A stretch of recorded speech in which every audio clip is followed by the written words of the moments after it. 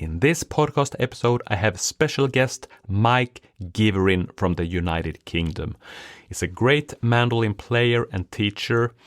You probably know him as Mando Mike. We're talking about the number one reason to learn to play an instrument. Mike is also giving us the background story for his book, How to Practice the Mandolin with a Broken Hand. Well, people, this is a golden episode for the progressing mandolin player.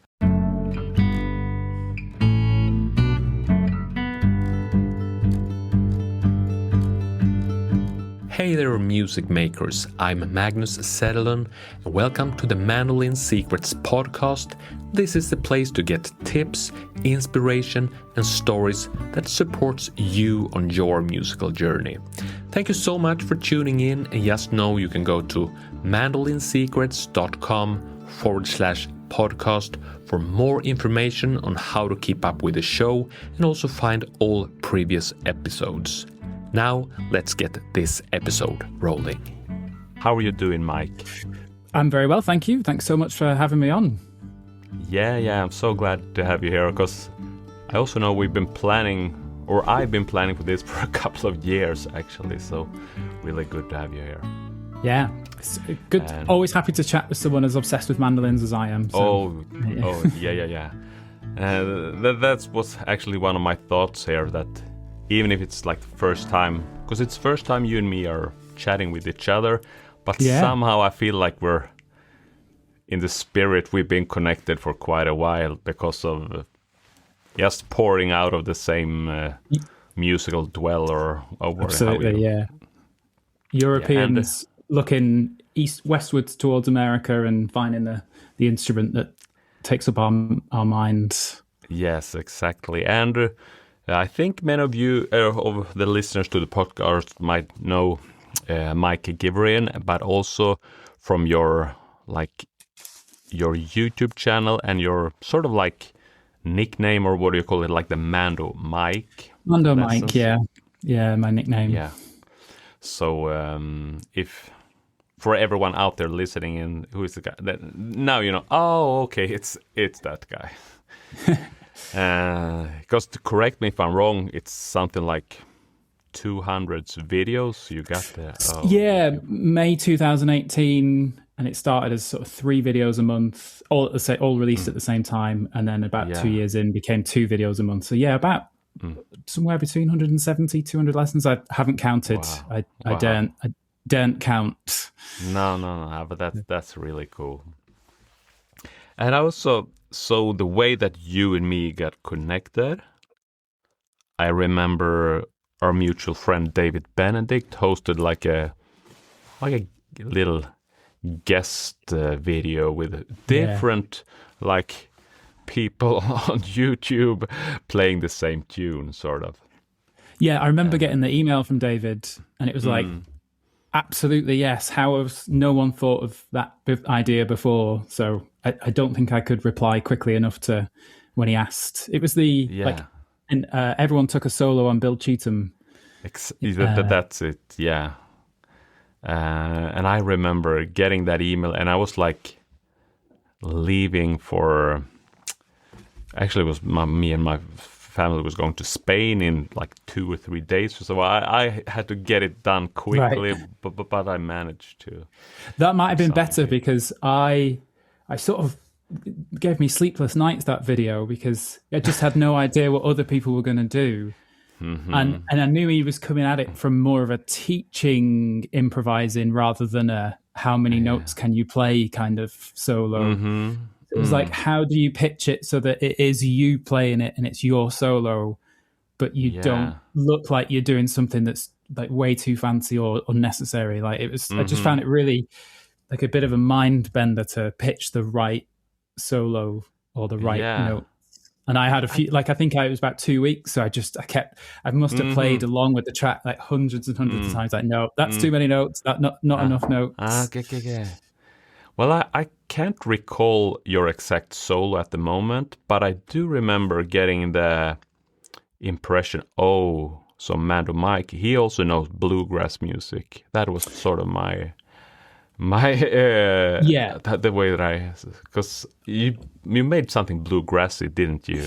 Yes, I found the mandolin at a bluegrass session in the northwest UK.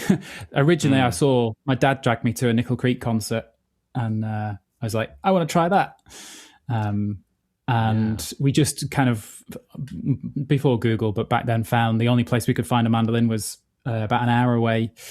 There's a teacher, and he also ran a weekly bluegrass session. So I would have lessons with him and then go to the session afterwards. So even though I'm in the UK, my introduction to the mandolin was through bluegrass.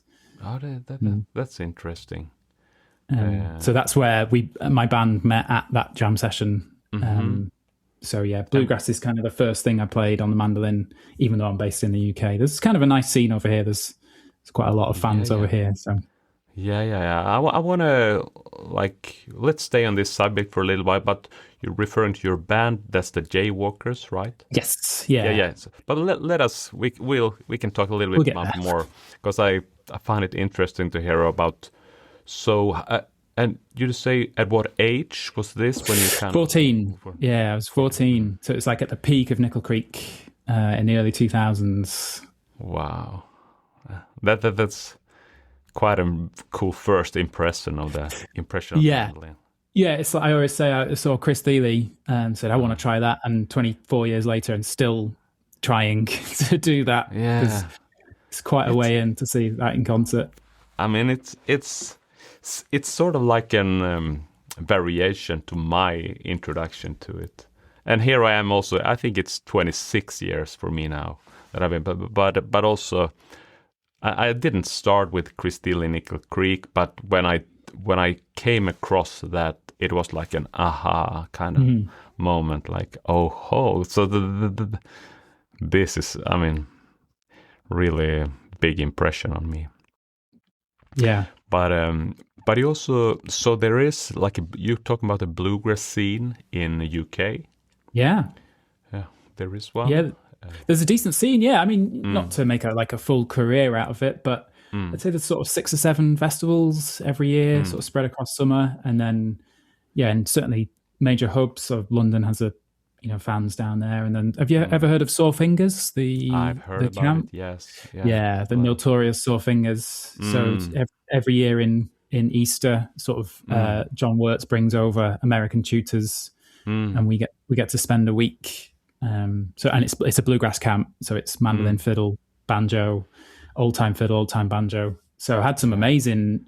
When I was first learning, I got to spend a week in Mike Marshall's workshop. Tim O'Brien did one. John Moore, who was Chris Thiele's first teacher. And so there's enough of bluegrass fans over here to support a big summer camp like that. And then we have Did Martin and Crossover are the 2 main festivals now, and get some great bands over the years.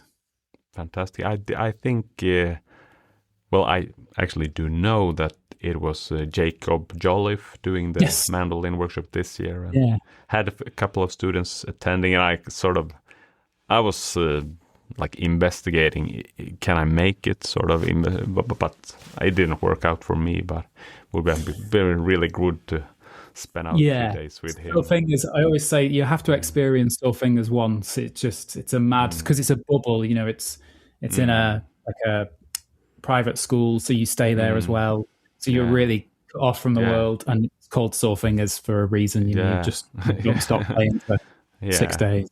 I mean, I've been to similar kind of events, but we don't have like a bluegrass thing like that here in Sweden, and obviously I didn't, even if I came across the bluegrass music early, I didn't start playing it. It was later on that I was hooked by them. Well, making a real effort myself to learn the style, but that's good. But I also kind of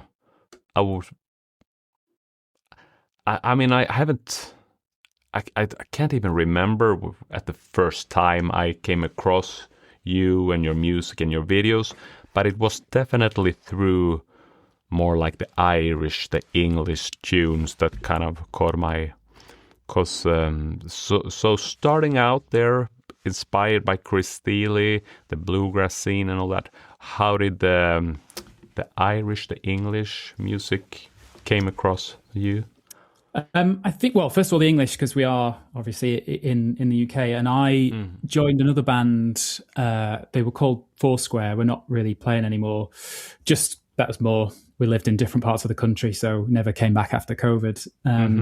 But so that was much more of a folk band. Yeah.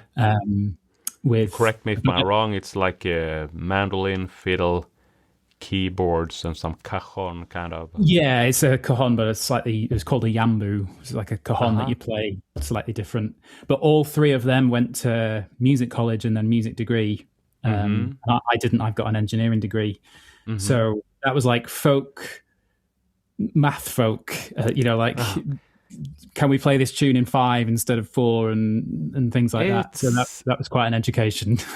It's interesting hearing you say that, because that's a bit how you also, I've listened to a few tracks from you, and it's sort of like you can tell that it's not, well, it's a bit funky, a lot of rhythm to it, and really cool music, I must say. It was the two bands were very different, because obviously in a bluegrass band you sort of learn the tune but then do your own thing when it's your solo. But in Foursquare it was a real lesson, because me and the fiddle player played the melody and you couldn't deviate, because the improvising was being done by the percussion and the keys player. Because the keys player, Jim, was also a percussionist. So it was like tell a bluegrass musician they can't improvise is like, okay, this is quite, so it was really hard. And then the fiddle player Nicola never ever made a mistake. So any mistakes were mine. So it was a real, I really enjoyed that kind of few year period when I had the two different bands sort of, so that's where a lot of the kind of, not opened me up, but Nicola sort of showed me all of these tunes, because she was a folk fiddle player, so knew all of the Irish, Scottish, and then I did a teaching week with her down south, in schools, so learnt a lot of her tunes for that. So that's where I picked up I kind of like all these tunes as well. Nice. So, but correct me if I'm wrong, it's not only, you're not only playing melody in the band, because you're also doing there was chords, things again. A lot of chords. You're not stuck in. No, it was quite an experimental band. Yeah, but it was mainly when I first joined, because they'd been a band for a few years. So when I came in, the role of the mandolin was learning a lot of melodies that were already written and couldn't be changed. Yeah. So when I started Mando Mike, I'd had the bluegrass, the folk, and the Irish. But then also my music history was I was in a brass band when I was 8. In the UK, we have a big tradition of brass bands, especially in the north of the UK. Each mining community would have its own band that the men would play in. So all the northern towns have big traditions of brass bands. So where I grew up, we learnt brass instruments. So between 8 and 13, I played.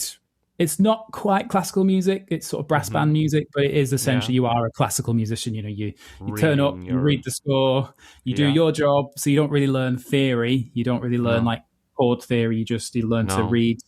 And then you do the next piece. So my music background is like 3 different things put together. So I was never, when I set the Mando Mike up, I knew I never was just going to do, I was basically going to do what I was playing that month myself. Yeah.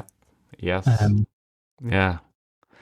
But it's interesting. And there's another connection between you. I started playing trumpet as when I was 8 years old.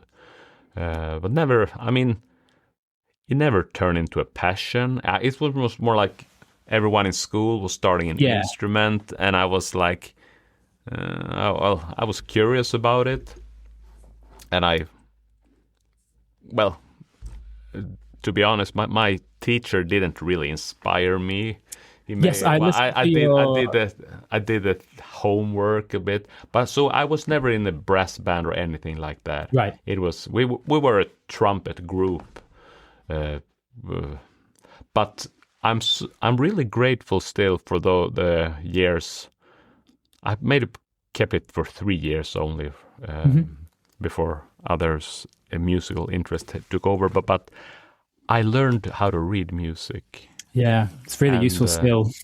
It's a really useful skill, and it's so common for especially playing stringed instruments. Like I then started guitar, an electric guitar, and it's most people never do and get maybe to the stage of reading tablature, but that's it sort of. Yeah. But I would probably have done the same. But thanks to my trumpet years, I still read music decently, and I'm glad for that. Yeah, I didn't, because I listened to a few of your previous recordings. I listened to the video where you talked about, getting the right teacher. But I didn't get a chance to listen to how your discussions on reading tab or by ear. But I don't know, because I don't know how the podcast. I don't know how you do it with your students. But the way I phrase it with mine is, I'm happy to teach I've got the full spectrum, by ear, just tab, just music. A lot of it depends on where they come from. I had a lady who'd only played classical piano, so the idea of not reading music was like the world was going to end. So we'll do it however you want, but reading music isn't critical. But it means if you're just sat at home one day and you fancy learning a song and you can find that song online, you don't need a teacher to convert it into mandolin tab. So I like gently encouraging people to read music, because it just opens up your world a bit more to anything you hear. Yeah, I'm sort of with you there. I don't see reading as a necessary skill, but it's just a handy thing, like you said. And also, I have a lot of like senior players, and a lot of I can see. They retire, they want to get more involved, and in some areas, especially North America, where many of these people live, there are mandolin orchestras that they have a chance to join, and then it's essential to know a bit of reading, because it's sort of required. Yeah, definitely on my bucket list is to try and get some kind of UK mandolin orchestra together. Yes, get one going, because there's a lot of good players over here now, so there's enough of us over here to put a decent thing together. You should do it. There's this ukulele orchestra, right? Yes, the Ukulele Orchestra of Great Britain. Yeah, they do pretty well. They are they are a big act even here in Sweden, I would say. Yeah. I think where are you based, by the way? I'm in a town called Chester, or a city called Chester, which is sort of right on the North Wales border, so near Liverpool, near Manchester. Near Manchester, So northwest, which is great, because we were doing a gig in Scotland on Friday, and we're 4 hours from Scotland, and then we're down in London soon, and we're 4 hours to London. So we're kind of in the middle of the UK. That's perfect. Gigging wise, yeah. Yeah, that's sort of one of the areas, or sort of one of the only area that I have visited in UK. Also, I played it in Wales a couple of times. Yeah, do you remember where in Wales? Was it south or? Different places, but Cardiff. Right. We played, I think there's a Cardiff Bay Festival that I played 2 or 3 times, I think. And then there's other festivals, I can't even pronounce them, because they got this really weird. I live 3 miles from the Wales border, and I can't pronounce them. No. But it was sort of organized by some Welsh folk association and some Swedish association. This is so when I was younger then. I was probably 23, 24 years old, and it was for young people meeting from the 2 countries, making gigs together. That nice. kind of thing. Yeah. So it was like a semi-pro kind of gigs, but it was a really good time, and I was lucky to do it 3 years in a row. Right. And got to see Wales, which is amazing and so beautiful country. If you're saying that from your part of the world, it must be beautiful. Oh yeah. Yes, it was really the way I remember. I was even surprised, like there were long beaches with sand, and it was well, but that's cool. So yeah, but then you just got an idea where in the country you are. Yes, and so going to Scotland for a Friday gig, is that the Jaywalkers then? Yes, yeah, Jaywalkers. That's the So Foursquare, like I said, never really came back after COVID. Whereas Jaywalkers, so my wife is in Jaywalkers. Oh, so it's the bass and the violin, right? Or yes, fiddle? so the fiddle player Jay is my wife, and then Lucy, the bass player. It happened by chance, but she now lives 6 doors down from us. So very easy for rehearsals. Very easy. Band logistics. Wow. So that's the main dream. Yeah, the main. So Mando Mike was always set up because I sort of noticed in 2018 that gigs were very much at weekend, and I really enjoy teaching and would like to do more of it. And it's quite hard to find mandolin students in Northwest England. So I kind of set up the Mando Mike videos more as just almost like a shop front for my teaching style. I never really wanted to do like a subscription thing. I know yours is subscription, but I knew the Jaywalkers calendar and my session work calendar. I do session work in London. There would be months where I would just not be able to do anything, and then months when I could. So I always knew that I didn't want it to take money off people because I wasn't reliable enough. So the lessons were never really meant to be like, monetized on YouTube, or I didn't want, hundreds of thousands of views or anything. It was just like, if you have a lesson with me, this is what I look like. This is how my voice sounds, and this is how I teach. I'm quite nerdy about the details. And we'll always provide tab and music. I'll always provide tab and music with the videos, and that's true of my lessons as well. So that's really what Mando Mike was about. It was, just to sort of get my face out there as a potential teacher more than anything else. And it's done that. So it sort of ticked along for 2 years, and then the pandemic hit. I don't know if you had this experience, but obviously in the pandemic, people wanted online lessons because they couldn't leave.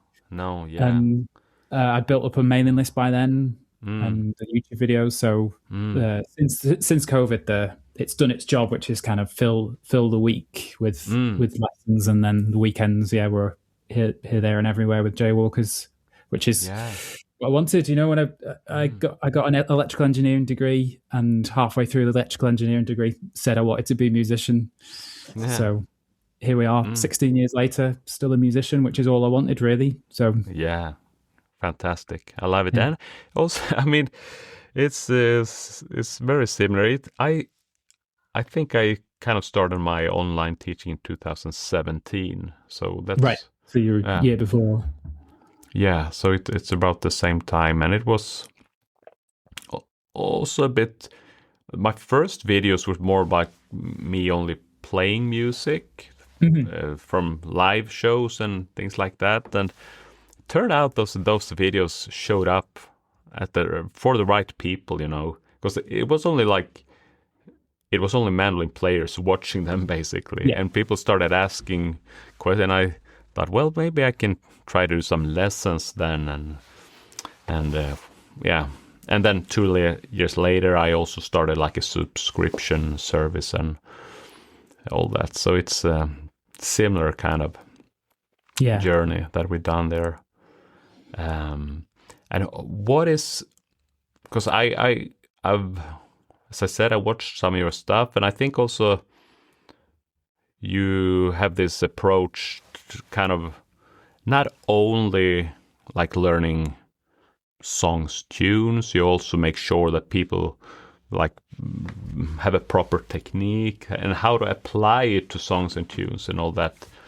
What is a sort of like what is the typical student coming to you, and what do they want to kind of help with? Yeah, I definitely have 2 categories of students, and it'd be interested if you have the same 2 categories. So you've already mentioned the retired people who've always wanted to learn an instrument. Yeah. So they're pretty much absolute beginners, which I really enjoy because it feels like you're opening up like this secret world to people, to like almost like showing them a language that they've never spoken before.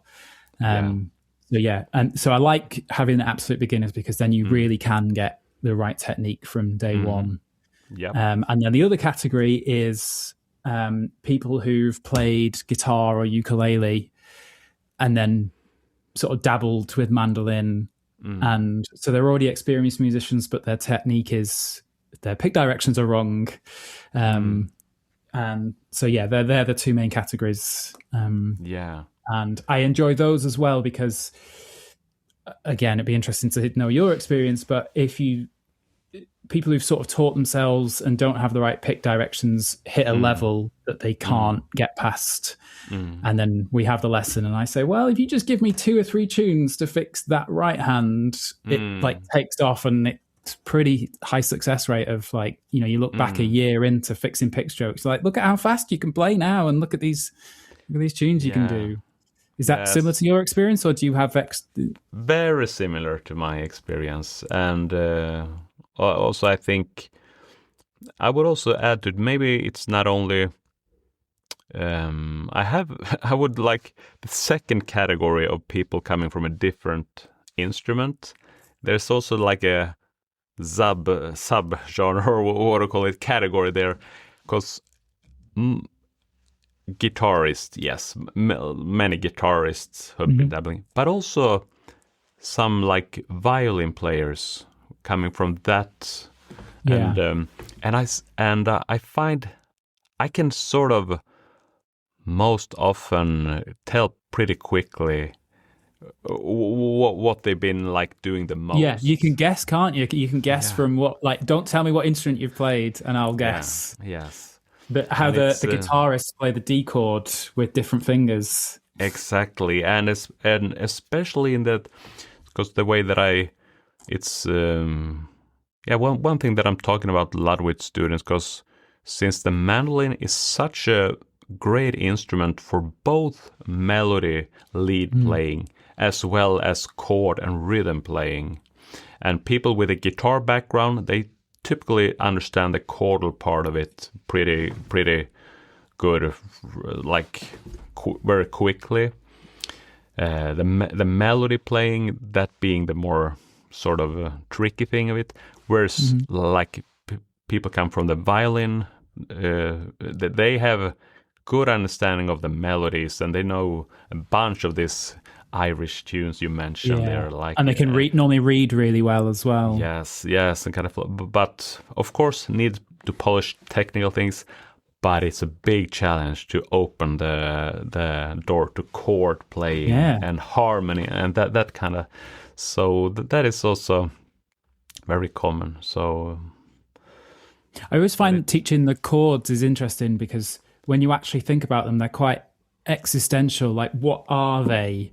That you're sort of accompanying a thing and it's not your moment. So I get students who are like, oh, I'm playing the chords, but I'm not really playing them very well. And then we'll do it, and it's exactly what the song needs. You know, it's simple bass and strum, G, C, and D. Like, if you're in a session, that's what's expected of you. So stop thinking you're not doing, because you're not throwing 100 notes in, you're not doing this fancy chord thing. It's like, that's exactly what chords are. So they're quite an odd thing if you're not used to playing in a session.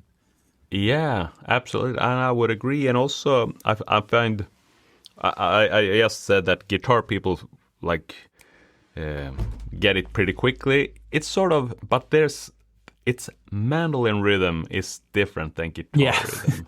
And that's also one thing that I want to point out.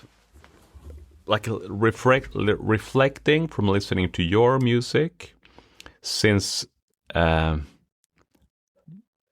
Because you're playing in this bluegrass trio without any guitar, any banjo, and you're playing pretty like full chords in a way. Yeah, so just normally in a live show, maybe only 25% of the show is just mandolin and fiddle. Me and my wife will share guitar duties as well. I see. So there is a lot of guitar, but there are also, it's a fun task on the mandolin to try and sort of play chords that are fuller than what we've got. But it's just, and I really like your rhythm playing, I must say. And I think also, so I played a lot in trio setting also, but with nyckelharpa and cello. So, and I have, I would like approach it the same way as you were approaching your music in a way. And I think it's, and I think well, my observation is more like sometimes when playing like duo settings with people only used to playing bluegrass rhythm on the mandolin, I find it's not, it's a bit different when playing the traditional Swedish music or maybe some Irish music. Because in bluegrass context, the mandolin has a very specific like percussive part almost. Yeah. But it's also have and that style is not always applicable to other styles. But there's a rich world of mandolin rhythm also. And I just listening to your music, I think seems like you're tapping into that.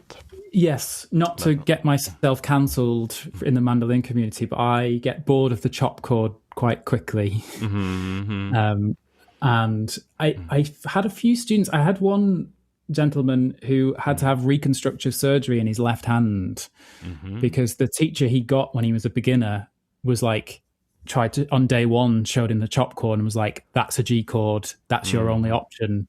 And his hand was just, like he had to have the side of his hand like surgery. So it's yes, a difficult one. Yeah, me and the chop chord are not best friends. I get, if occasionally I do get to play in a full bluegrass band, and I will do my job. Yes, but it is I guess there's a lot of room for in your trio setting there. Yeah, and Jay as well on the fiddle. She do you know Casey Dreesen, the fiddle player? Yes. Yeah. The chopping. So she again at Sore Fingers was in one of his class, so learned like fiddle chopping. So it kind of it's fun for both of us in the trio that sometimes when the mandolin's playing a solo, she has to like be accompaniment and harmony on just the fiddle, which is quite unusual. Cool. But I was sorry because I did sort of interrupt. I thought it was interesting you said, like, what is actually chords? You were starting a discussion there, like more philosophical. So I find it when of the more the horizontal aspect of music. You mean like it's more what they do. Like for one of my favorite things about teaching is getting to see music through other people's eyes, because I think I do, like I mentioned before, I've done session work, and when you're in a room full of, I don't know if the translation, but the word muso, there's a room full of musos talking, basically a lot of people who went to music college talking about music. You can get very easy to, in a band, hear the things that other people don't hear. You get obsessed over things. So I like teaching because I get it. You get to see music through people who haven't been playing it for 24 years. And so when someone's like, I don't get chords, you're sort of forced to step back and explain them, you sort of think, they are an odd thing, really. There's 2 per bar. Well, why are there 2 per bar? There could be 4. Sometimes there's 4 per bar if you want to. Why is that a G chord? Like chord choice. That's flexible as well. So just the whole concept of them is interesting.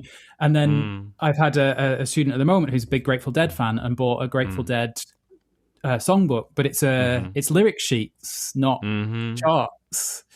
And again, he's in the category of retired, never played music. So it's trying to explain chords through a lyric sheet. How do you interpret that as a song?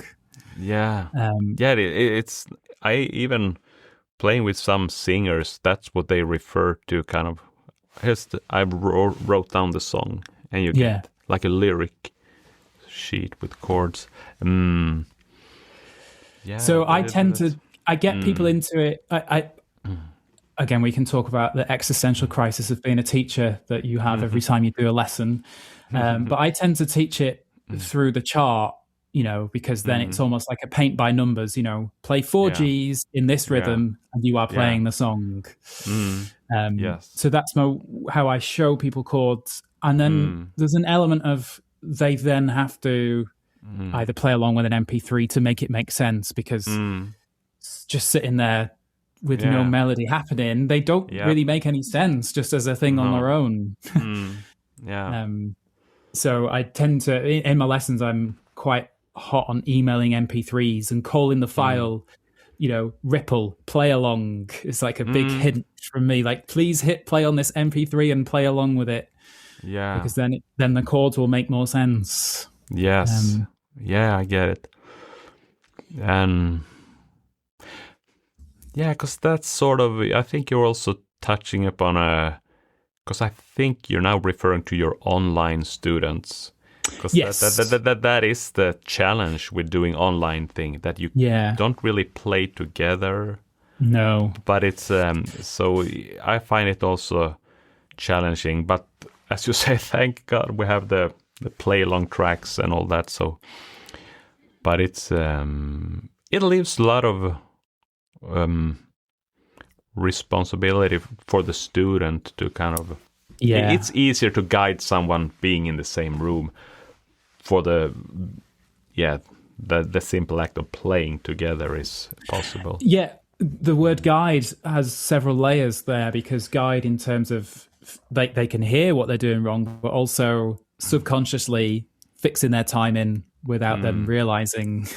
You can pull them in certain directions, whereas online online are quite technical exercises. Do this downstroke, do that, and then off you go and practice. Have you noticed any change since lockdown of percentage of students who go to sessions?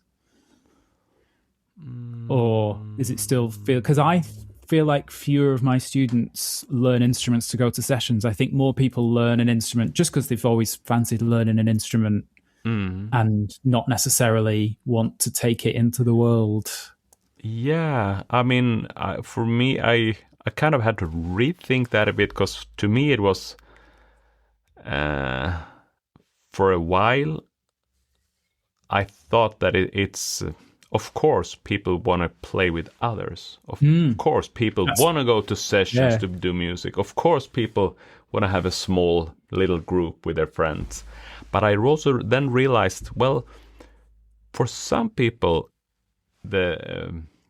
taking my lessons and being part of my small community, that's their way of doing music. Yeah, that's their way of being involved in a music community, or what I call it. So, and it took me a while and I think it sort of connects to what you are saying there. And that's totally fine. And I mean, it's wonderful that people, still, I do kind of, well, if you want to growth in your musicianship, I think it's way more easy if you actually play music with someone else, and especially since I'm more of like a folk player, maybe classical music, the kind of studying etude solo pieces. That might work good, but that's not my background and not my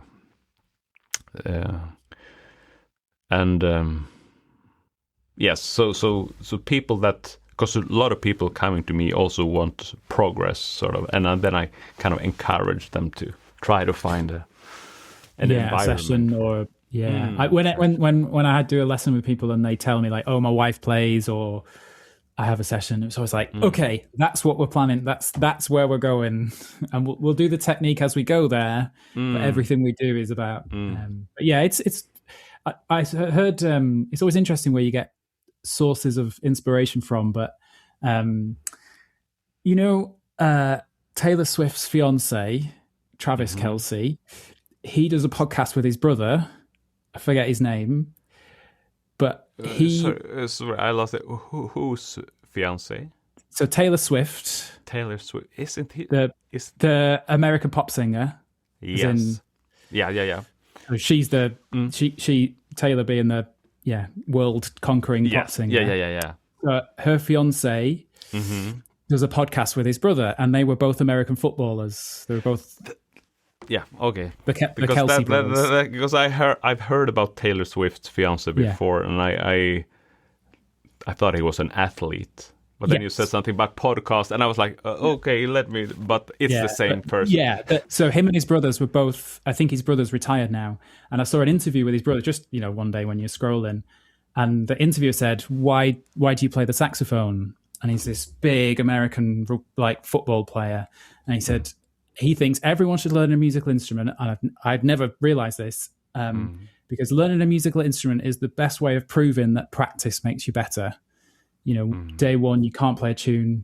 Day two, you play a bit better. So you really physically and mentally, everything improves with practice. Yes, you can be talented, but you still have to practice. So he was obviously coming at it from a sports point of view, because in sports, it's a bit more complicated because there's a team game and tactics and stuff. But I was like, okay, I like that way of thinking about it. I like that. And that's sort of like one... Or if not the main reason, one another good reason to play an instrument. I think it's also that's brilliant. That's also one of the reasons why I have two kids, a son who is 14 and my daughter is she's 6 years. But at the times when they play musical instruments, I'm so fond of it because of course it's great big music, but also seeing that, as you say, that they are kind of facing the challenge, and just seeing their baby steps with the instrument. That's almost the best thing I know. To see. Yeah. So we don't have kids, but my wife, she teaches music, but in primary schools she teaches violin and guitar, and the company that she works for is called Music for Life. Which is like the motto of the company, because there's so many stories of people in schools like, well, I wanted to play violin, but the teacher was really strict and I didn't enjoy it. Whereas the motto of her company is like, nope, we're going to learn an instrument and we're going to enjoy doing it. Yeah. And if we get better, great. But so that, she knows that most of her students won't be musicians into their adult life, but at least if they get into 20, 21 and think, I quite fancy learning another instrument. I enjoyed playing guitar in school. Yeah. So, yes. This is a nice topic. Good reasons for playing an instrument. I can also think of, I've seen, I think playing music with other people, I met people who it's really shows the best side of themselves, sort of, when they play an instrument. And so it's also, I think it makes you humble in a way to play to play music. You can't, if you want to, especially if you want to make music with someone else, you have to approach a person in a humble way if it's going to work out. Yeah. Otherwise, it's not good. And then also this other aspect that I've read articles about, how your mind is activated by playing music. There's, I don't know if I like to believe it. I don't know if it's true, but so the one thing that kind of activates the most areas of your brain is when playing an instrument or being involved with music. It probably singing would also, and that is a good thing, I guess. Yeah. Just everything. It's the physical, more control over your body, and then the subconscious, what the music is doing to you. Yeah. Yes. The music teachers preaching to the choir. Yes. Learn an instrument, everyone. Yes. But I did see a really interesting thing on your website, by the way. You had this book called How to Practice the Mandolin with a Broken Hand. Yes. Give us a little background on that. Christmas 2016, we're around at my family's house and we're playing a stupid game where there's an empty cereal box on the floor and you have to pick it up with your teeth and your knees can't touch the ground, so you're sort of leaning over. And everyone has a go 30 meters above the floor or something like that. Yes. And then after one round, you cut a bit off the cereal box and everyone tries again. And then so the box gets closer and closer to the floor. So in the final was me and my sister. I was getting a bit competitive. And I don't even see it on the camera, but I was leaning out with my arms. And then I fell over and my left hand hit the floor and pushed my middle finger upwards. And I broke that bone there.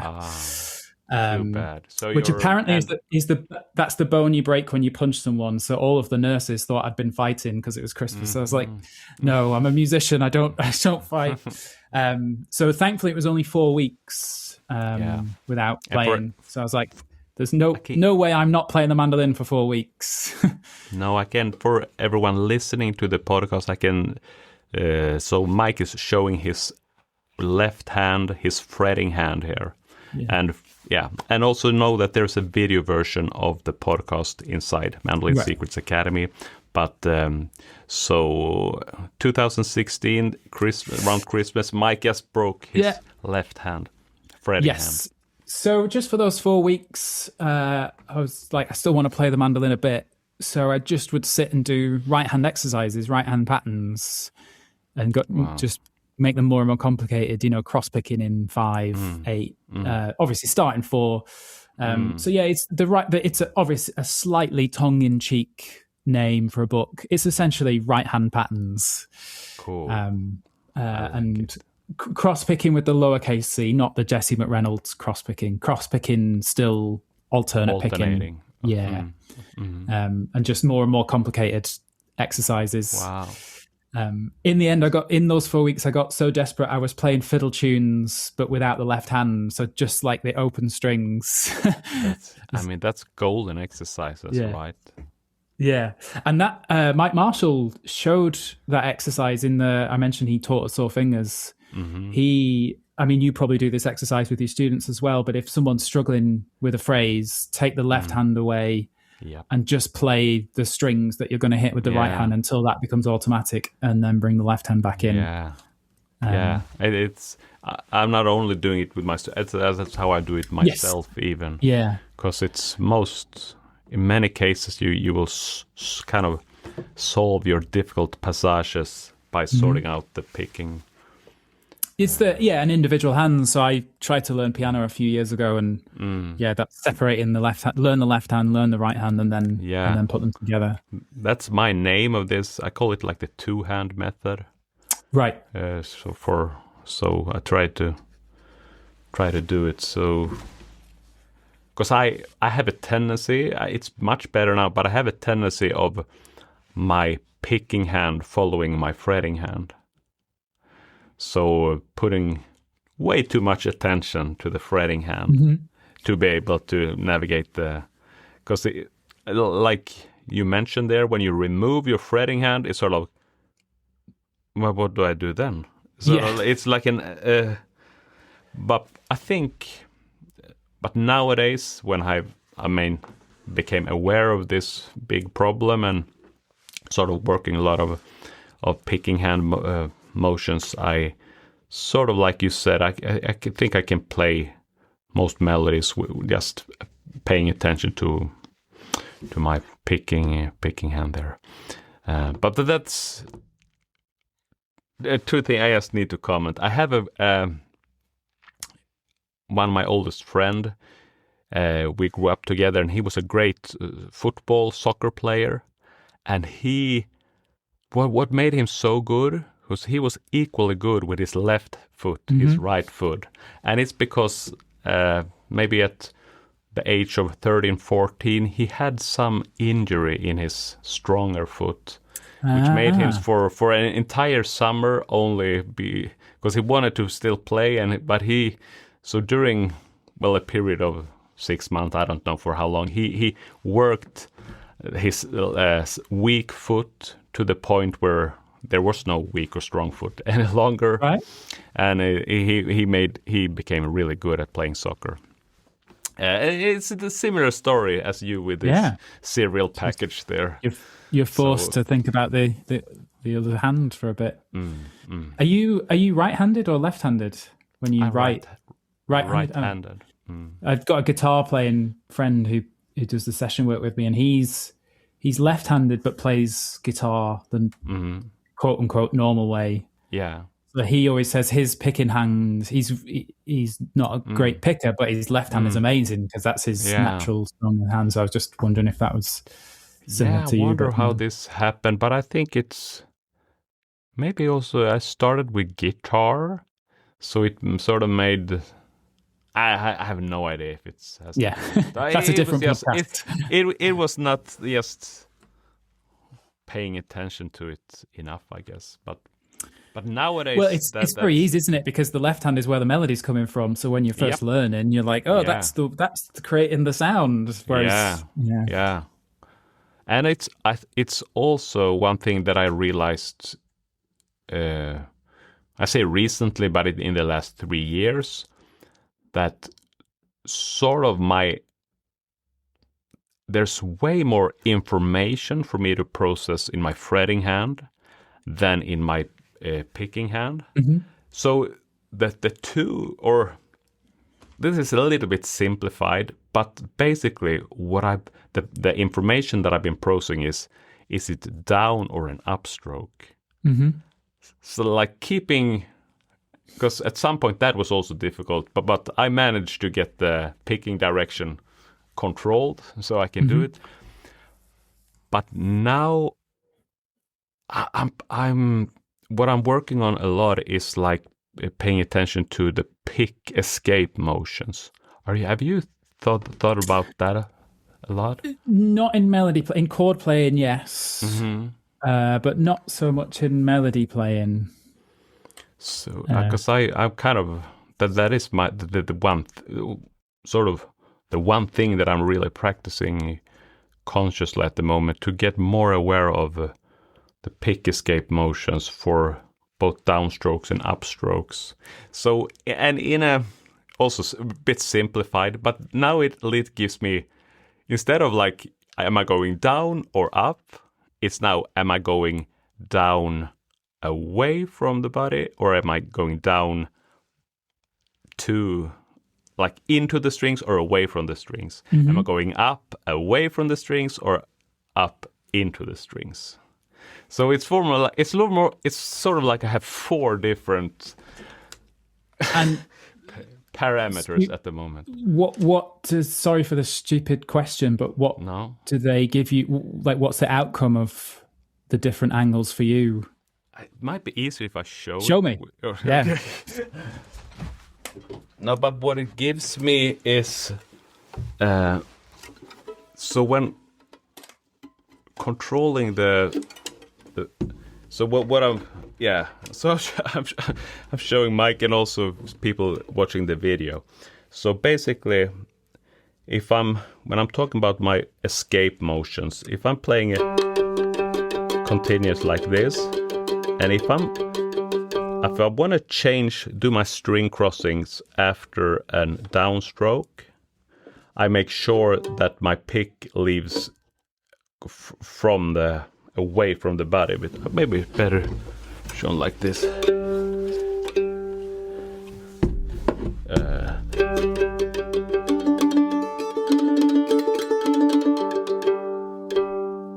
And if I want to change string on an upstroke, I make sure that the pick goes away this direction. I see.